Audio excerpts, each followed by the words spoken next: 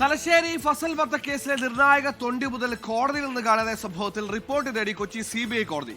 Ernakulam chief judicial magistrate കോടതിയോടാണ് report തേടിയത്. ഫസലിന്റെ രക്തം പുരണ്ട തൂവാലയാണ് കാണാതായത്. ഫോറൻസിക് റിപ്പോർട്ട് ഉള്ളതിനാൽ തൂവാല കാണാതായത് പ്രശ്നമാകില്ല എന്നാണ് CBI പറയുന്നത്.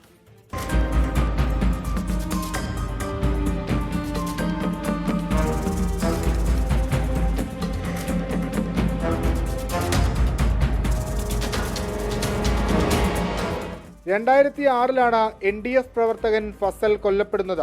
കൊല നടത്തിയത് RSSകാരാണെന്ന് സ്ഥാപിക്കാൻ പ്രതികൾ ഫസലിന്റെ രക്തം പറ്റിയ തൂവാല മറ്റൊരിടത്ത് ഉപേക്ഷിച്ചിരുന്നു. പിന്നീട് തൂവാല നിർണായക തെളിവായി മാറി.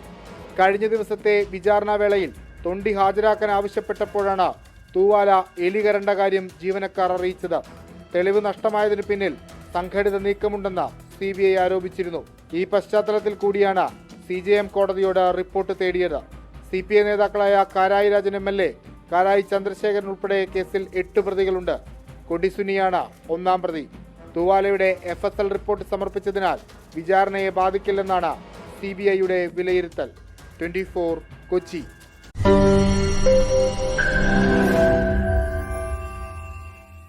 ലോകത്തെവിടെയായാലും ഏത് സമയത്തും 24 വാർത്തകളും ഓഗ്മെന്റഡ് റിയാലിറ്റി പാക്കേജുകളും എക്സ്പ്ലെയിനറുകളും വിശദമായി കാണാൻ ഞങ്ങളുടെ YouTube ചാനൽ നിങ്ങൾക്ക് സബ്സ്ക്രൈബ് ചെയ്യാം.